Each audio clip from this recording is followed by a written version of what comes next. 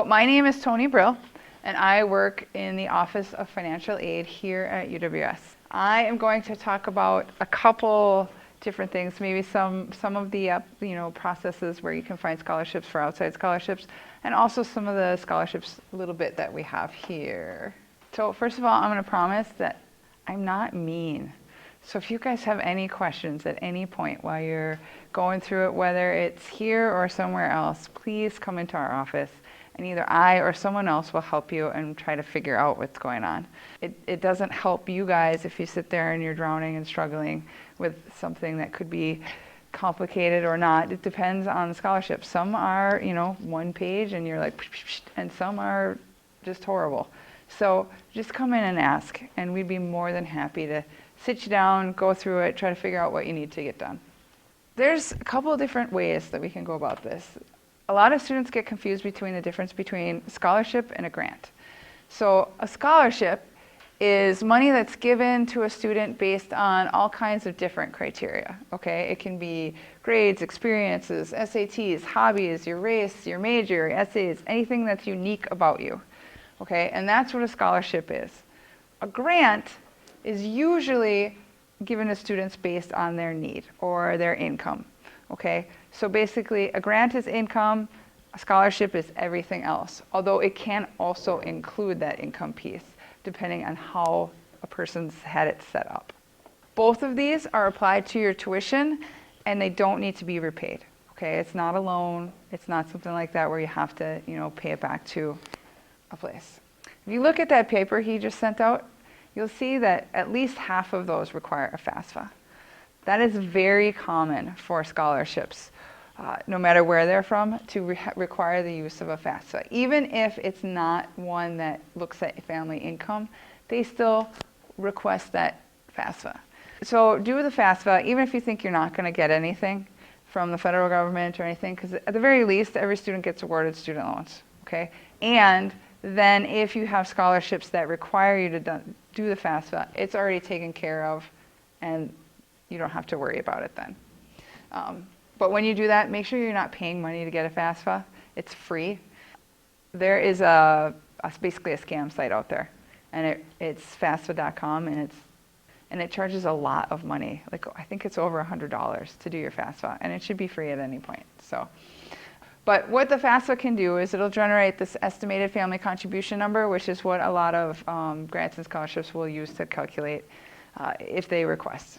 And you want to go to the .gov site, like I said. This is a list of some of just the federal grants that you could receive when you did a FAFSA. Your application is looked at automatically for these, so it's not something you usually have to apply separately for. So the Pell Grant, and I'm just going to go over these quick because most of you guys should kind of already know a lot of this. But there's the Pell Grant, which is the big one. There's the Supplemental Education Opportunity Grant, or the SEOG. And there's some more that are a little more particular, like the Iran and Afghanistan Service Grant. The Wisconsin Covenant Grant, which is being twilighted, so it's being discontinued. The Talent Initiative Grant, or TIP. For the TIP and the Covenant, there are separate applications, but as I said, the Covenant, it's discontinued. You would have had to apply for it in high school. However, the TIP grant is there, and you can just do a Google search and look up Wisconsin TIP. With the Covenant grant, would it apply for next year as well? If you've already been awarded it. Okay. Yep. But it's basically going through the batch of students that it was awarded, and then as soon as they graduate, then it's not. So there's no new ones, but continuing awards are going to go. Wisconsin grant. Various states have various versions of this, okay? So there's a Minnesota state grant if you're a Minnesota resident, but you only get these grants if you go to a school in the state that your residency is. So if you live in Minnesota, you're not going to get the Minnesota state grant if you go to a Wisconsin school. And the same with the Wisconsin grant. If you're a Wisconsin resident and you go to say UMD, you're not going to get the Wisconsin grant over there. You can only get it while you're attending a Wisconsin school. But we get lists when you do your FAFSA. There's the Indian Assistance Grant, and this is for residents who are 25% native or more, and they're seeking undergraduate or graduate students. Again, this has a separate application, so you can just look, do a Google search online, and that'll help you out too. Or stop into our office, and we'll get you set with that one. There's the Academic Excellence Scholarship. This is for high school seniors, so this has to be submitted right from the high school. There's a lot of different places where you can find scholarships, and this can be kind of overwhelming because there's so many. The college that you've decided you're attending, the college itself, their financial aid office, their departments, things of that sort. I have students who come in and they're like, I'm a history major, and I may not know of any scholarships from the community because they haven't told our office. But you know what? The history department may actually know of a few things, and they just haven't communicated to us. So I will often tell a student to go talk to their student affairs office, whatever their major is, if they've decided on it, and they may have some resources outside the university that I don't know about. The high school. If you're in a high school situation, obviously that is a good place. Guidance counselors will get you kind of organized on that. A parental employer. Labor unions, clubs, things like that. If your parents belong to the Italian American Club, then they will have scholarships available usually. If your parents work for Enbridge, I know for a fact that they have scholarships for students, and it depends, children of employees, so you don't have to obviously be working there. If you also work there, they will also often have scholarships for employees as well. So it's kind of a thing to look into. Even small businesses will often have something. Civic organizations, churches, things of that sort. And these are all things that they're not going to be offered. You have to go and ask. Okay, you have to go and ask and talk to somebody about. So it's a little more legwork initially to figure out where you can find some funds. The library. Most libraries have like a book that they get every year of scholarships, and they just put it in a book, and you can sit down at a table and go through and see. Those aren't as up to date as they used to be since the internet, because most people can just look and be a little more specific when they look. They can, you can go into Google and type blah, blah, blah, and it'll pop right up.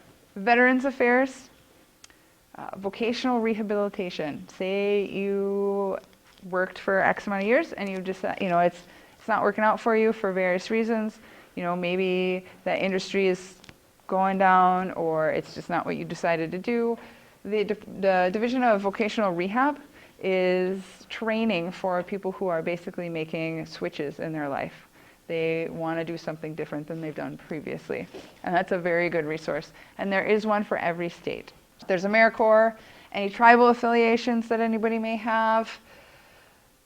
We get a lot of outside organizations that contact us through various means about their scholarships. And what we do in the financial aid office is we look at them and we try to verify that they're not a scam, that they're a legitimate scholarship, that there's no fee, there's things like that. If we believe that there's a legitimate scholarship there, then we put them on our financial aid website in alphabetical order. So that's another really good place for everybody to kind of take a look, click through, find which scholarships might be a best fit, and how to apply is also on there. So if they send us an application, we put the application. If they send us to a website, we put that up there. Kind of to help you guys out, keep it all in one nicer place. And like I said, you can always Google, but if you do this, this will overwhelm you and maybe make your brain explode, because there is a lot out there. Just keep in mind that you should never be paying money to receive money. If you do, it's a scam, 99% of the time. I'm sure I say that and there's going to be one that's not, but almost always they're a scam. So you shouldn't be paying money to get free money. If you Google, be a little more specific. Figure out something a little different about yourself. There's going to have those big, huge, like Pepsi scholarships and things of that sort. Those are going to be more difficult to apply for, and everybody's going to be applying for them. There is a lot of money out there, but sometimes there's a lot of scholarships that are very particular. I just had one that I got notification on, I was reading and looking into, that it's for people who were victims of malpractice when they were children and lived in Minnesota, and so it can be very specific. So if there's anything to kind of make this list go smaller for you, try to put that in when you look through for a scholarship. Deadlines. You're going to want to start very early for a scholarship. As David said, his is, what do you say, January? January 15th. A lot of scholarships, they're in that first couple months between January and April, May of the previous year. So you're going to want to be aware of that. Now, he did say that for them taking the FAFSA, things like that, FAFSA is changing pretty drastically, actually, next year. And so be aware, some scholarship application processes may change. So if you've already been applying for a scholarship, it might not be the same next year. So just be aware of that change. What they're doing is, instead of going to the previous year's tax income, they're going to 2 previous years' tax income. And it's starting next year. And so that way people can get their award packages sooner, schools can get out, letters sooner and things of that sort. So because most people haven't filed their taxes by January. So then you can use the previous years and you're set. So like I said, it'll be kind of drastic. So some of that may be different, so you guys will be aware of that as that happens. Here are some websites to check on scholarships, okay, besides our financial aid website. So there's collegeboard.org. FastWeb is a great one. Obviously, Duluth Superior Community Foundation is up there.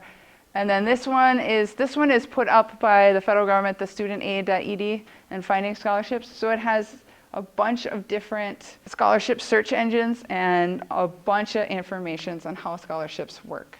And again, like I said, keep in mind, you don't have to pay money to receive money. So you can probably, I know you can look these all up with Google. So, there's College Board, FastWeb, and then if you just, you can go to the studentaid.gov, and that'll pull up a bunch of scholarship methods and things of that sort. So